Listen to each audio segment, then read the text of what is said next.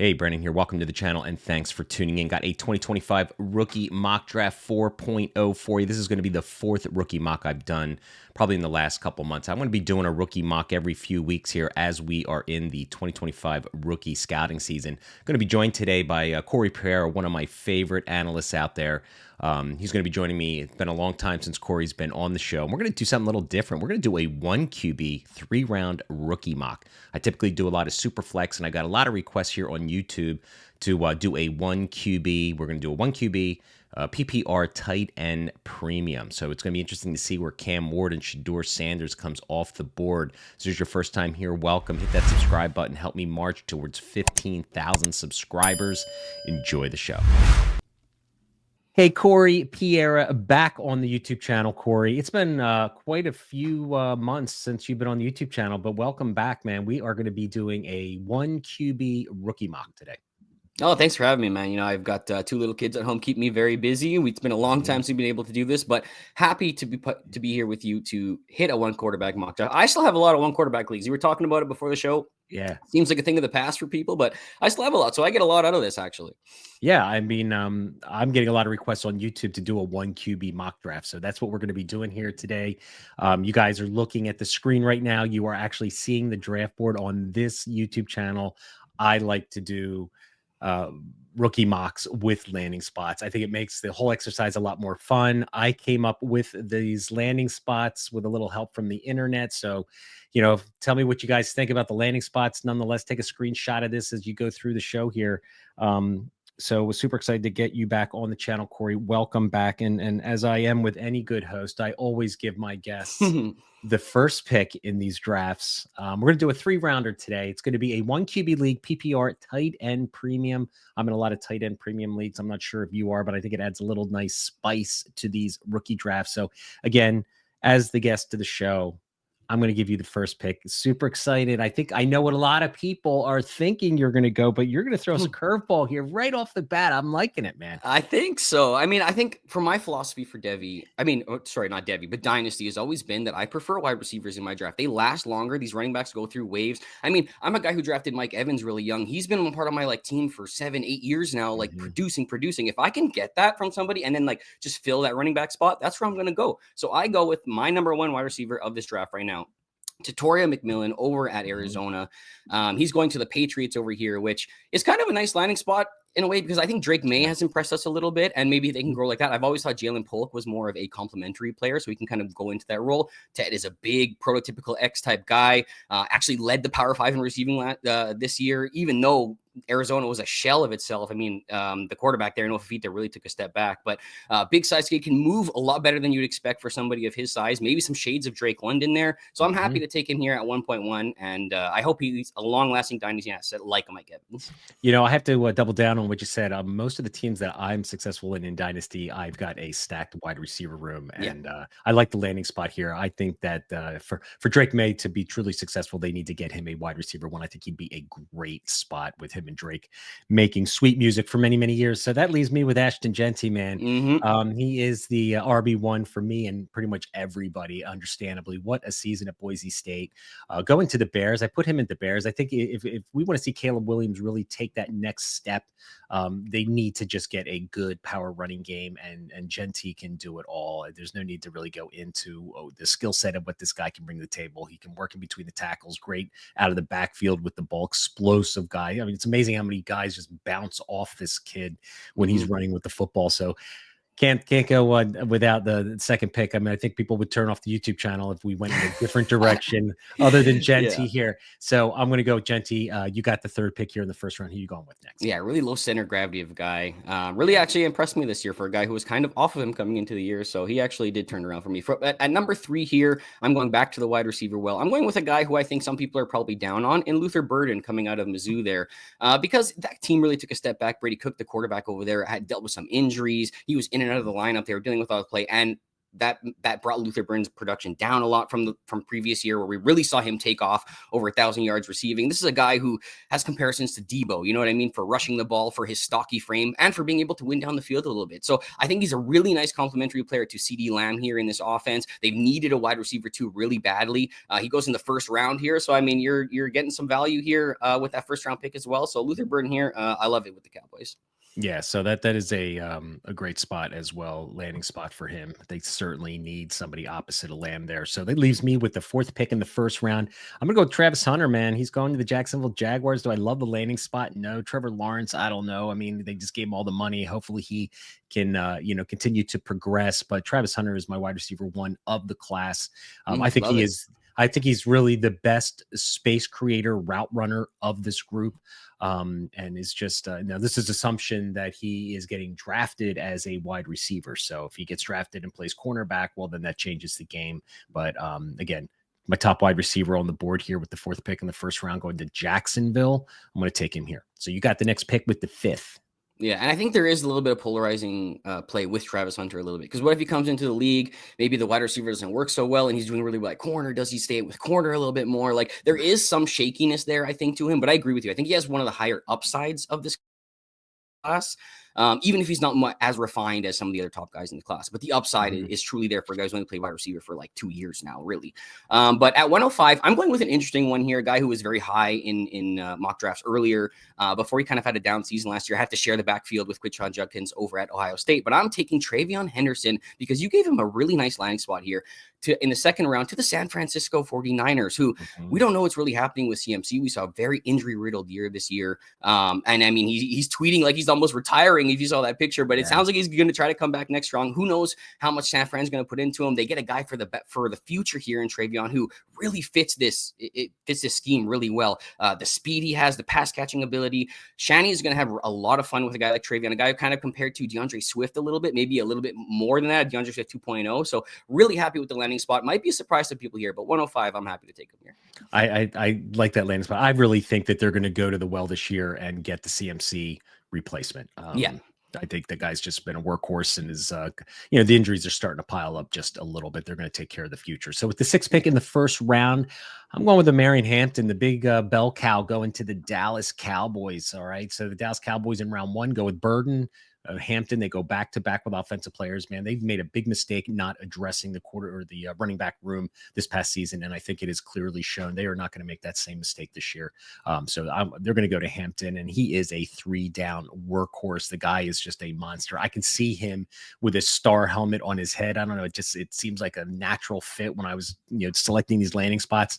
But again, this guy's got the ability to catch the ball out of the backfield too. Big, physical, burly back. I could just see him getting 25 carries down there in Big D. No, I love it. And he's a guy who, this Cowboys offense, adding a guy like Amarian Hampton to that offense, adding Luther Burden, they could finally start taking the steps we wanted to see from them. I mean, that we were expecting from this year. So I really like what they're kind of building in this draft that you made for them. At 107, I'm going to go for the first tight end off the board, tight end premium here. I'm going with Tyler Warren out of Penn State, a guy who's my tight end 1 of the class. A guy who, if you watched him this year, he does things like Brock Bowers did last year. He's rushing the ball. He's throwing the ball. He's taking quick screens. I mean, this is a guy who has some of the highest missed forced tackles in the league at the tight end position, except he's 6'6", 260 pounds. Like, it's a lot different than Brock Bowers. This guy is just an incredibly fluid mover. I think he's going to surprise us with how well he tests at that size too. And going to the LA Rams here in the first round as well, we've seen them kind of use Tyler Higbee really well in the past. This past year, it's kind of been up and down because they haven't really settled on a guy. I mean, Colby Parkinson's been out of the lineup. Tyler Higbee's hurt right now. They got Davis Allen, a rookie over there. I don't really think they've got a guy of the future. Tyler Warren fits right in here nicely. Hopefully Stafford maybe comes back for another year, or they get a quarterback of the future. Maybe there's one here in this draft that doesn't get drafted, but that would kind of be a nice lineup for him. But Tyler Warren here in the tight end premium, I think this is kind of the area you're going to see him taken. Yeah, I would have. I'm going to be taking a tight end here very shortly as well in the near future. And he's my tight end 1 too. I've been watching Penn State games. My son goes there, and the guy is just balling out up there. He's an exciting player to watch. The versatility he brings to any team is going to be something that I think NFL franchises are really going to like. With the 8th pick in the first round going to the Cardinals, I'm going back into the wide receiver room. I'm going to take Isaiah Bond, explosive receiver. I think he is a fantastic complement to Marvin Harrison Jr. down there. to give that team just another explosive. I think Hollywood Brown was there this year, if I'm not mistaken, and he got nicked up. But Isaiah Bond, I think they are really looking truly for their second wide receiver in that offensive room. He got first round draft capital in this mock going to the Cardinals. I'm taking Bond here. Yeah, which might surprise some people, but I mean, we kind of know the kind of player Isaiah Bond is, and we've seen him a little bit up close. This is a guy with excellent speed, but kind of had a down year because of injuries, and maybe that offense wasn't as explosive in the receiving game that we thought. I think they were led by Gunnar Helm, a tight end this year over at Texas. So still a player we're very excited about. And another player that I'm really excited about over at 109, I'm taking Emeka Egbuka out of Ohio State. I know they passed the ball around a ton this year. Jeremiah Smith, a freshman over there, really took a jump. So like Emeka didn't really have that big season that we were hoping, but this is a guy I kind of compared to a Chris Godwin type guy that can do a little bit of everything, really works well out of the slot, can play outside, has that 6'2", 200-pound frame as well. Decent athleticism. I don't know if he's going to test off the charts, but he's a really well-rounded player. He's going to the Steelers here in the, did he go in the first or the second? I'm sorry, I can't see it. He's the last first rounder. So he's the last first rounder here. We've seen what the Steelers have done. They seem to always knock it out of the park with wide receivers, even though they kind of always seem to have some head case problems. I don't know how they typically always kind of end up with these guys, but hopefully Emeka changes that. And I love his value here at 109. A guy that I thought would maybe even be in contention for a top 5 pick when I first looked at him back in the day. Yeah, he had a really nice season. Stayed healthy at Ohio State. I think he's going to be a round 1 lock for sure. With the 10th pick in the first round, I'm going to take the last running back that I'm like super excited about. Maybe there's 2 left on the board here, but I am going to take Caleb Johnson. I gave him a landing spot of the Titans. Not my favorite. He gets round 2 draft capital in this draft, but you know, he could be a workhorse. Just a phenomenal season here at Iowa. A guy that's got that low center of gravity. He's got the explosiveness. I like his vision and his navigation in the trenches, and he's got that home run, you know, not elite speed, but he's got the ability to make guys miss in the second level and take it to the distance at any time he touches the ball. So not the great offensive system right here, you know, with everything going on in the quarterback room, but I think he would be getting the ball fed. I think Pollard's on a 1-year deal, so the backfield should be his. So I'm going to take with the 10th pick, Caleb Johnson going to the Texans or the Titans.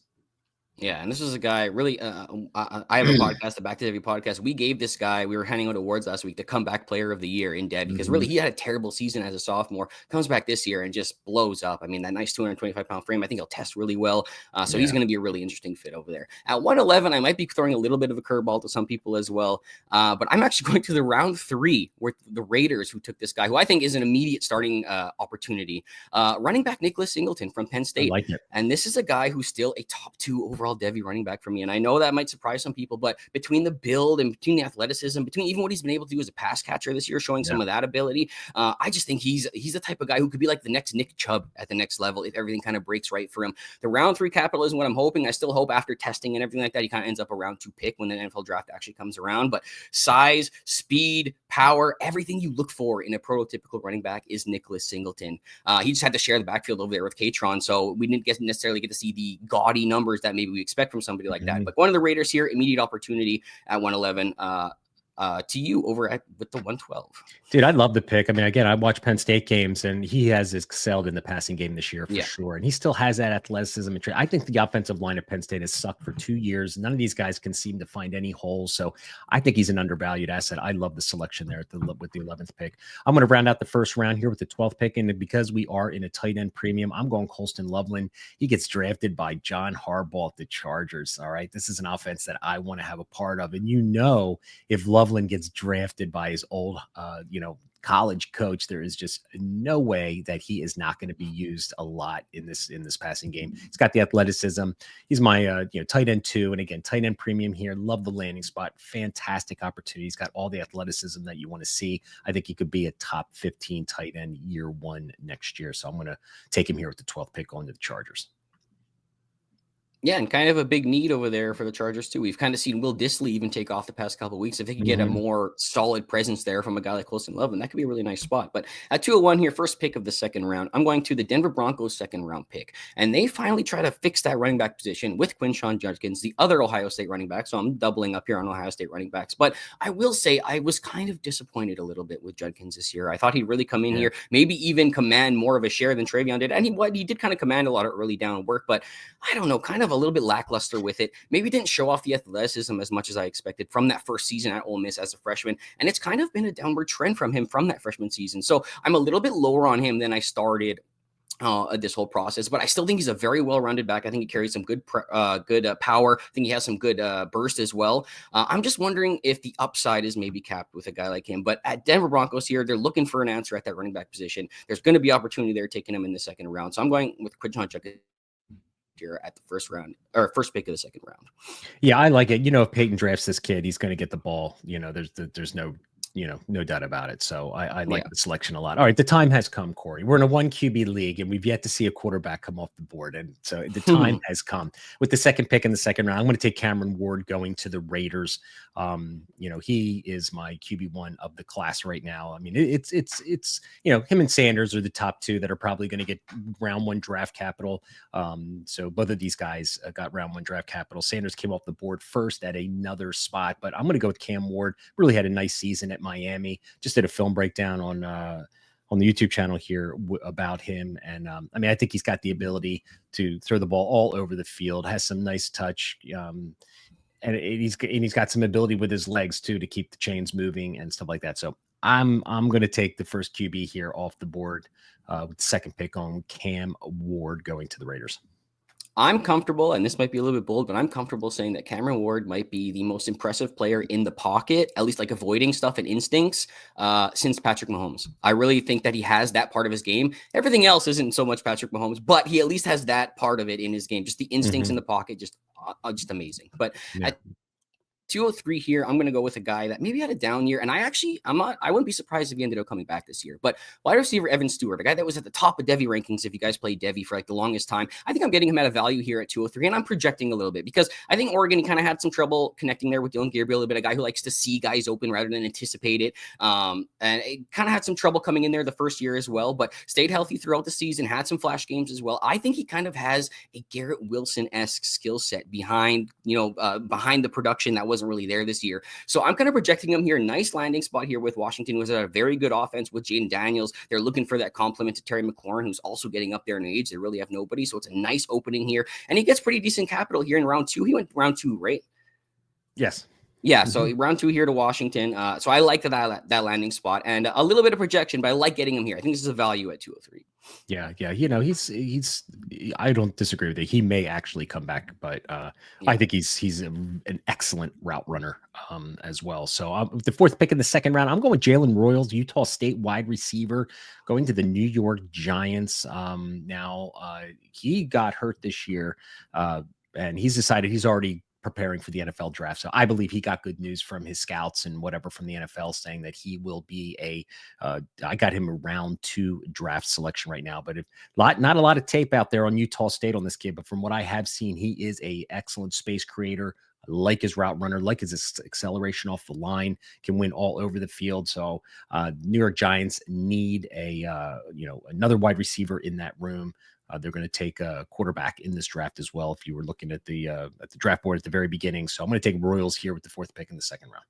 And a guy who could really do well for himself with the offseason portion, because this is a guy who's apparently a 4.3 guy, so could really light up some eyes there at the combine as well. At 205, I had to take this guy. You left him right here for me. I had to take him. My boy, Alec Aoman, over at Stanford, going over here to the Broncos to be a nice kind of connection there with Cortland Sutton. Maybe 2 kind of similar players, so it is kind of a weird landing spot a little bit, but Bo Nix has taken some steps that we never really expected, so he could be the guy of the future there with Sutton getting a little bit older as well. Big-bodied guy, has some sneaky deep speed to him as well, some sneaky stop-start ability. Maybe not the fastest guy in short areas, but really your bully ball type receiver, can really win above the rim.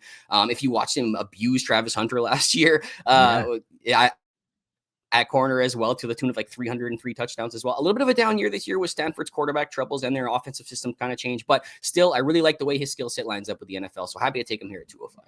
Yeah, and again, he's going to be that opposite side of Sutton. I think it'd be a fantastic landing spot. All right, the 6th pick here in the second round, I'm going with the other QB that got round 1 draft capital. We are at tier 2, tier 3 prospects across the board now in the other positions, and Shedeur Sanders gets first round draft capital. I got him going to the Giants.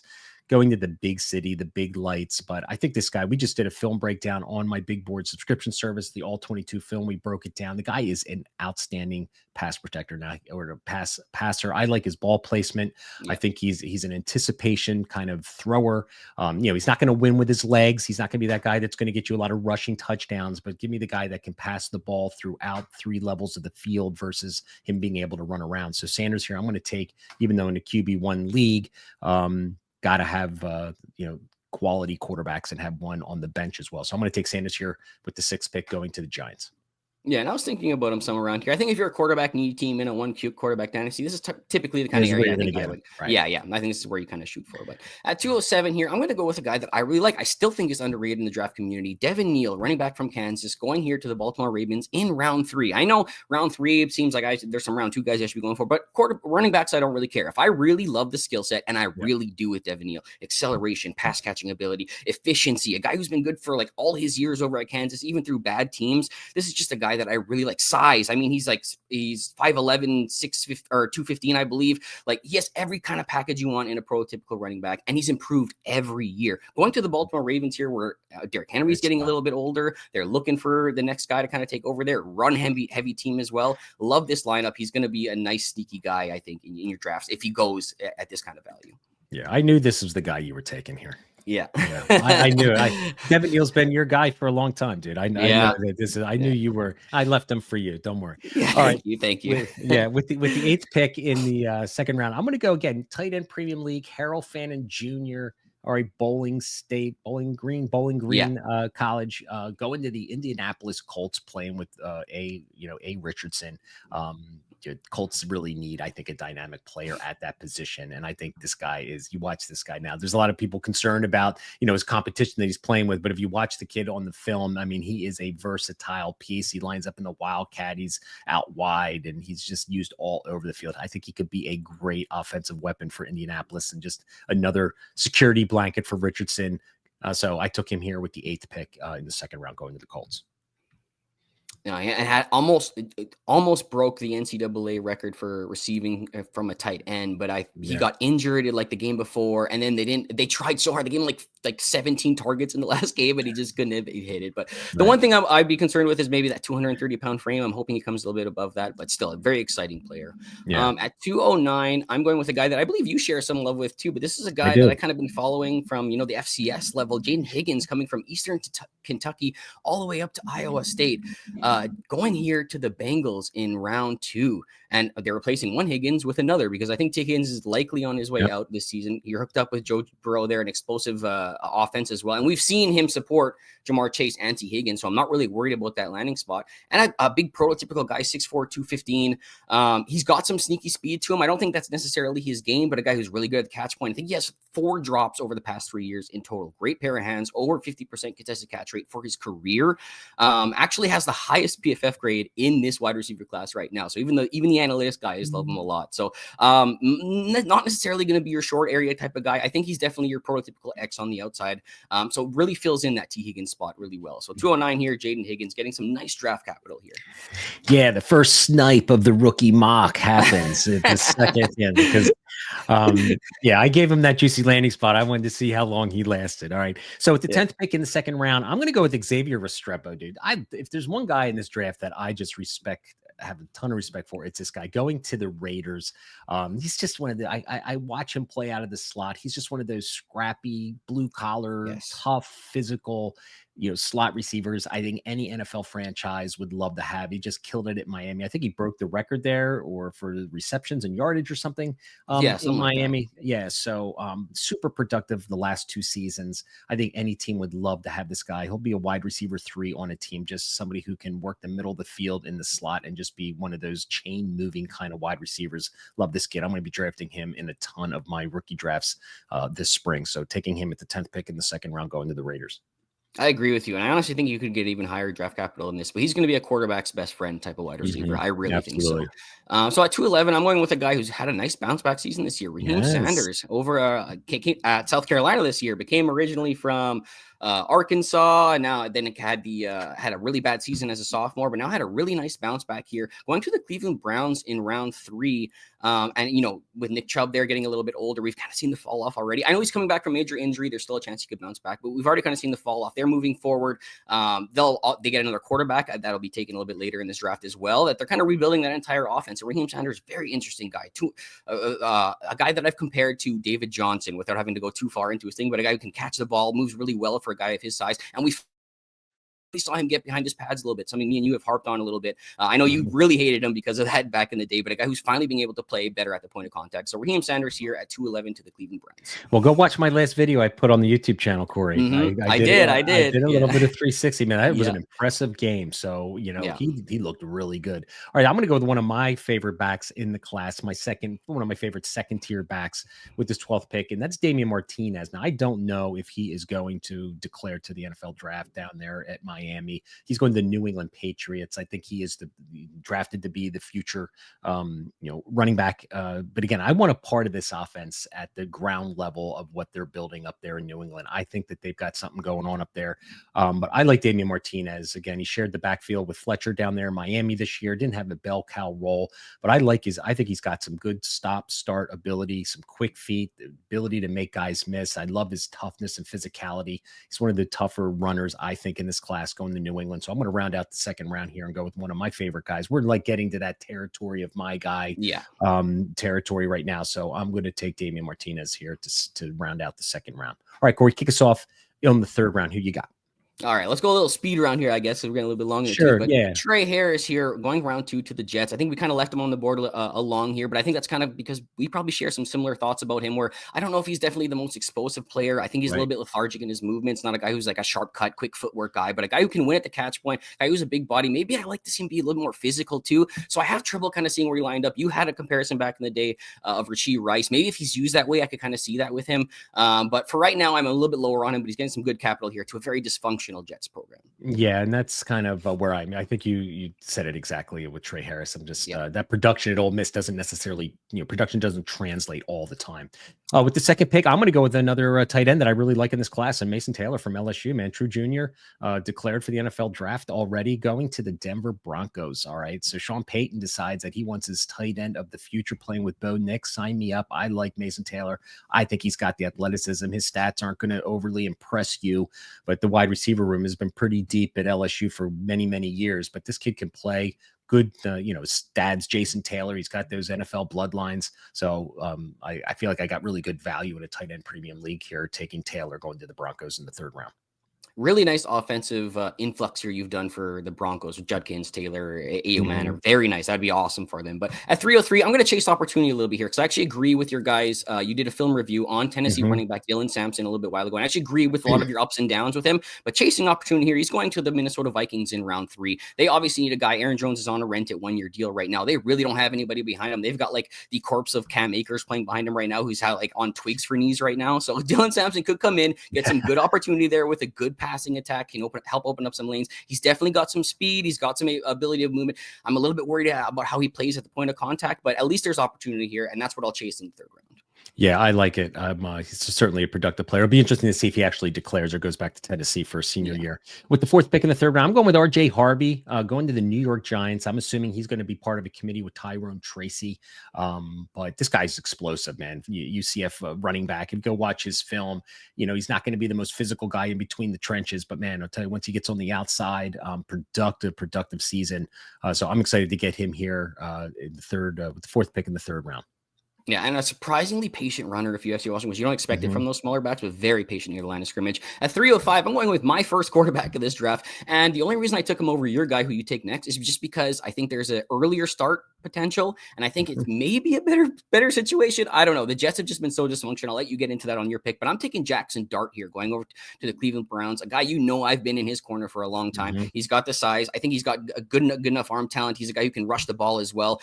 Played in that Ole Miss system that's a little bit first read heavy. We're going to have to see how that transition works for him, but I think he has a lot of tools in the tool shed to succeed. So I'm happy to see him going here to the Browns. They got a nice wide receiver core. They're going to have a nice running back behind him that I just took there in the second round. So let's hope that he's the guy of the future for them.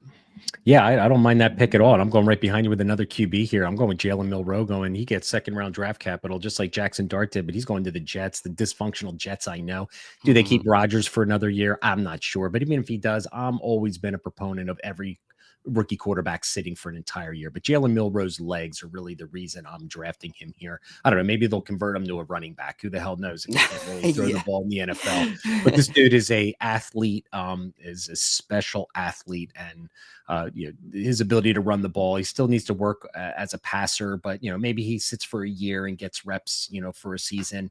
But I'm going to swing with the fences here. We're in the third round of a rookie draft. This is where you kind of like take guys and you take shots with players. So I'm going to go with Milroe going to the Jets here, the sixth pick in the third round.